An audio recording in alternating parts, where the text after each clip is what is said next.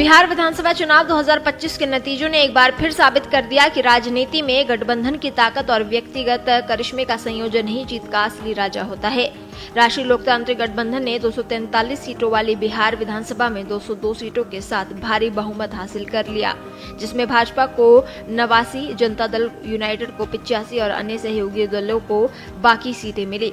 लेकिन इस भव्य जीत के बीच एक नाम जो सबसे ज्यादा चमका है वो है केंद्रीय मंत्री चिराग पासवान का। उनकी लोक जनशक्ति पार्टी ने 29 सीटों पर चुनाव लड़ा और 19 पर जीत हासिल की।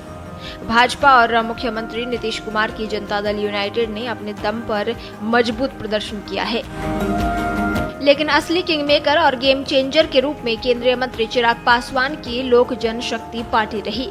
गठबंधन की रणनीति के तहत 29 विधानसभा क्षेत्रों में एलजेपीआर को टिकट दिया गया था, जिसने शुरू से ही राजनीतिक हलकों में उत्सुकता और चिंता दोनों पैदा की थी। विपक्ष ही नहीं, एनडीए के भीतर भी सवाल उठ रहे थे कि चिराग को इतने बड़े पैमाने पर मौका देना क्या जोखिम भरा कदम साबित होगा, लेकिन मतगणना के बाद आए नतीजों ने इस सवाल का जवाब दे दिया है।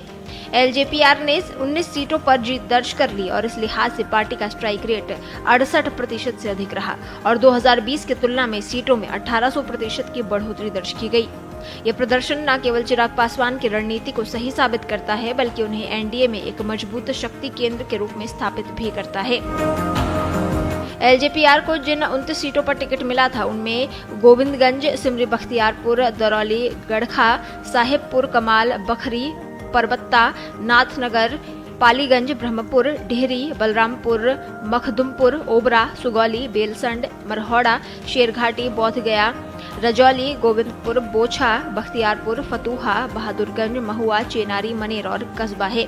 हालांकि मरहौड़ा सीट पर उम्मीदवार सीमा सिंह का नामांकन निरस्त हो गया, जिसके बाद पार्टी ने नया उम्मीदवार उतारने की बजाय गठबंधन में सहमति से निर्दलीय प्रत्याशी अंकित कुमार को समर्थन देने का फैसला किया।